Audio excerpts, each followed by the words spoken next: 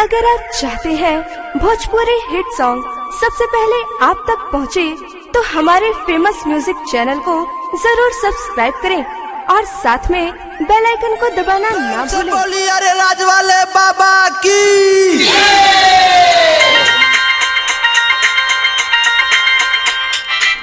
Hello hello, अरे आवाज नहीं के सुनत का जी? अरे हो सुनाते बोलो। अरे हम का सुनतानी? देवर जी के साथ छोड़ के रहुआ कहां केकरे साथे जल बोलतानी? अरे तू गलत फहमी में मत पड़ो। देखी हमरा के रहुआ मत बोलाई, हम सब बुझतानी। काहे हल्ला कइले उड़िए सखी? ल तू सुन लो। Presented by Famous Music। कमर दू गो जाके किन लेबा, ए हो कमर दू गो जाके किन लेबा, साड़ी वो करेला एगो किन लेबा। इहे बात सोची हमारा ना कॉल परता, भतार सवतिन संगे जल भरता, भतार सवतिन संगे जल भरता। सवनवे में वो हमरा से छाल करता, सवनवे में वो हमरा से छाल करता।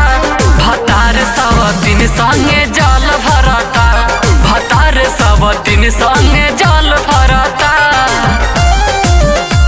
भतार सवतिन संगे जल भरता,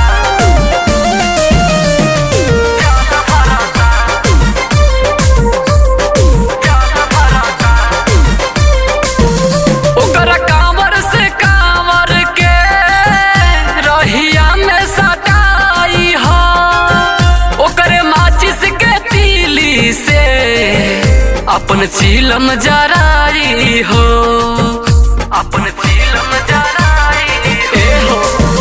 ओकरे कांवर से कांवर के रहिया में सटाई हो, ओकरे माचिस के तीली से अपन चीलम जराई हो। खिस बरेला दहिया जरेला, दहिया जरेला कमवा ना भल करता।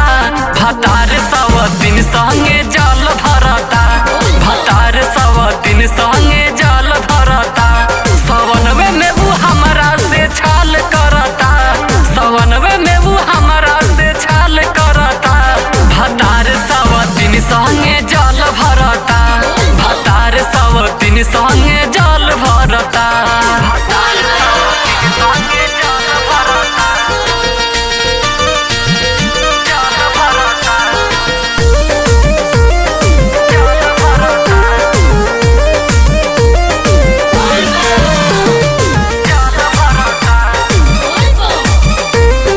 जल भरता। जब से ससुरा में आईनी हो, कबो देव घरे ना गईनी हो। हम प्रदीप सेंसर से शादी क के पछतैनी हो, शादी क के पछतैनी हो। जब से ससुरा में आईनी हो, कबो देव घरे ना गईनी हो।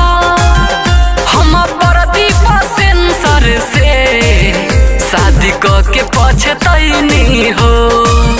मनवा करता नैहर चले जाई, मने अमनी बना मामला के हल करता। भतार सवतिन संगे जल भरता, भतार सवतिन संगे जल भरता।